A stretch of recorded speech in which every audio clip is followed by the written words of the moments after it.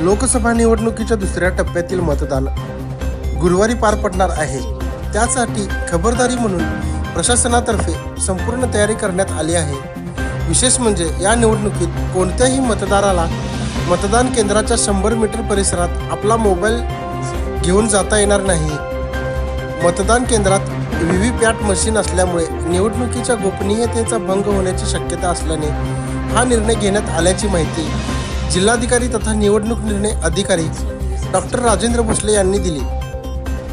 त्यामुळे मतदारांनी मतदानाला जाताना शक्यतो मोबाईल घेऊन जाणे टाळावे, अन्यथा 100 मीटर परिसराबाहेरच आपला मोबाईल मित्र अथवा नातेवाईकांकडे जमा करावा। माझं सर्व मतदारांना आव्हान आहे की मतदान केंद्रामध्ये सध्या व्हीव्हीपॅटचा वापर केलेला आहे।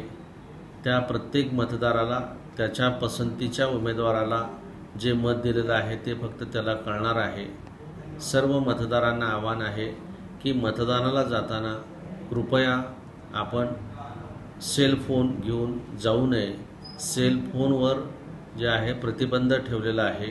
त्याचं कारण असं आहे की एखादा मतदार त्या सेलफोनच्या माध्यमातून व्हीव्हीपॅटचं ज्या स्लिपचा तो फोटो काढू शकतो आणि त्याच्यामध्ये मतदानाच्या गुप्ततेचा भंग होण्याची शक्यता निर्माण होते।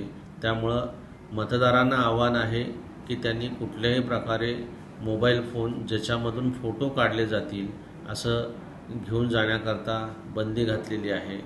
तर माझी सर्व मतदारांना पुनश्च एकदा विनंती आहे की मतदान केंद्रावर जाताना कृपया आपला सेलफोन घेऊन जाऊ नये।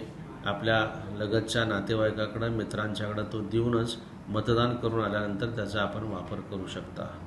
दुसरी गोष्ट जी आहे की मतदान केंद्रावर आपण मतदार आहात याची खात्री पटवण्याकरता इलेक्शननं जे फोटो आयडेंटिटी कार्ड दिलेलं आहे त्या फोटो आयडेंटिटी कार्ड देखील आपण आपल्यासोबत बाळगावं।